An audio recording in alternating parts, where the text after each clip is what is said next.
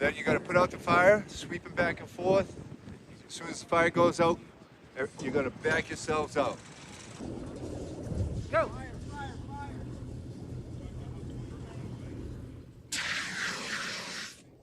I didn't hear the alarm and I was sleeping in my bunk. Let's hear that. Go. Fire, fire, fire! All right. Back it up. I just came out of the shipyard with the boat. Was on like day 3. Operations were normal. United States Coast Guard, United States Coast Guard. This is the fishing vessel Three Girls. We are on fire. They sit there and tell you it happened so fast and it happened so fast. I would have never thought it happened that fast. We're all right, waiting on the helicopter or whoever, but people know where. I think it was extremely successful, and I give majority of the credit to the captain of the vessel. If we hadn't gotten that immediate Mayday call with a position, we wouldn't have known exactly where he was. I'd say most of those ideas came from training like this, you know. I'm sure there's a manual for it or something, but when am I going to sit down and read that, you know? And I think the best way is hands-on.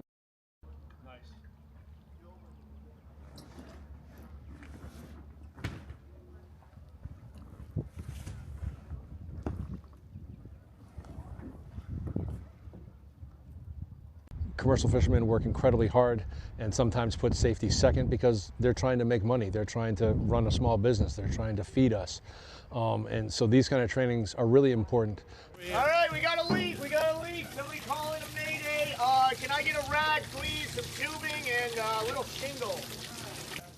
What do we want to do? We want to yell up. What do we need? Shingle. We need some shingles. Shingle and a piece of cloth.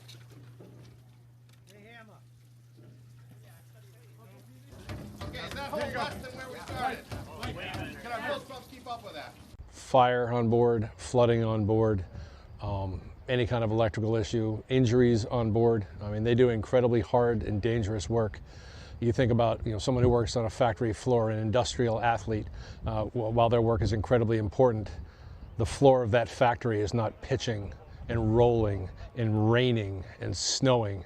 And these men and women go out in those kind of conditions and harvest fish for our country to be fed. And there's really no one else who has an environment that's like that. It's very, very unique and incredibly dangerous. Right? Do them tight. The reason we do that is so that when you go in the water, the legs don't fill up with air and come out of the water ahead of you. They went bought brand new suits. I showed back up, and I'm good friends with the captain, and I looked at him and I laughed. I said, your fat ass isn't going to fit in that suit. It's got an outer waterproof layer and an inner thermal. Again, you have to know your equipment. If everything goes to hell and you don't get this on, it's a recovery. Down, left paddle, down, right paddle.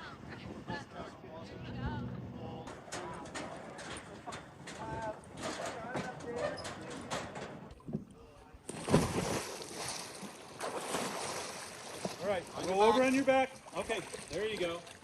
Nice.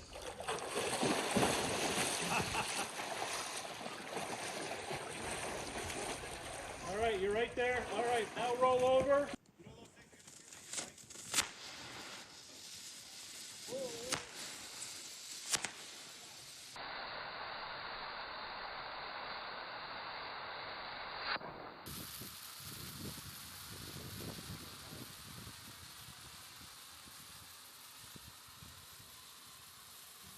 This is going to be beneficial if somebody is injured, if someone does pass away, and you're not comfortable with having him in the raft.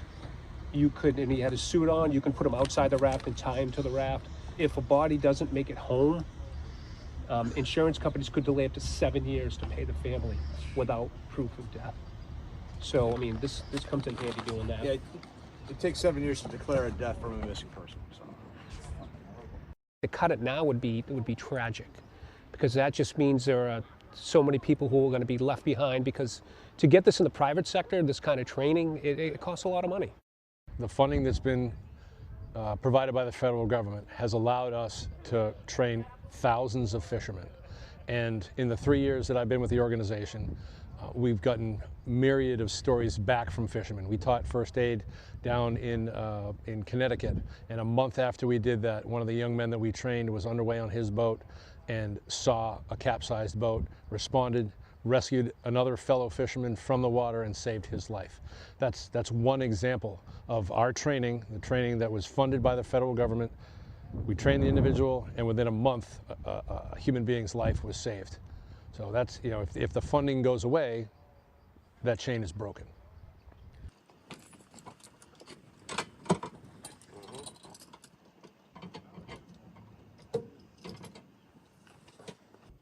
Really important. We see that as surveyors all the time.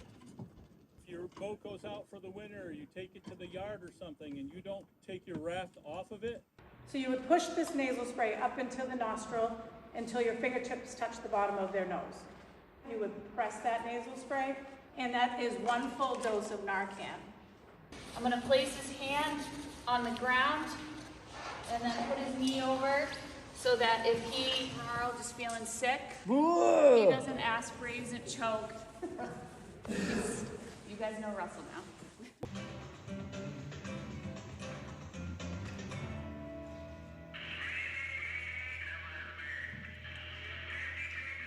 Throw it back at you. Like, that's it. They ain't getting the thing back. That's Wally. It was Christmas Eve, right? Was that the... No, it was August. Tell my kids, you know, oh, what happens if you don't come home? I'm coming home. Don't worry about that, you know? So, and that's because of programs like this, you know? Yeah. For sure. The fact that this would go away because of money, you know, is crazy to me. The return on investment for the government is huge. If they give us this money to do this training, it's going to lessen how much money has to be spent to rescue the untrained mariner. The fact that we can offer it free based on the funds that we're receiving is incredibly beneficial to the industry, and to lose it would be tragic.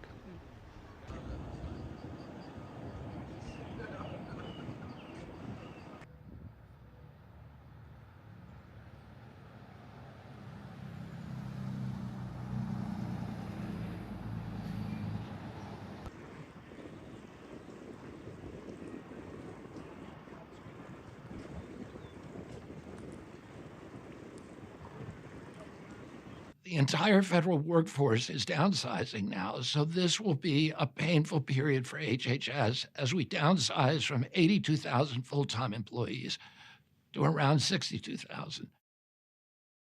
You saw the Secretary of Health and Human Services announced more layoffs today. This is all part of the administration's effort for a mass reduction in force in the federal bureaucracy here in Washington, D.C. to save American taxpayers money. What we're trying to do is reduce government. We have too many people. This is largely, much of this stuff is because of Biden. It's his fault.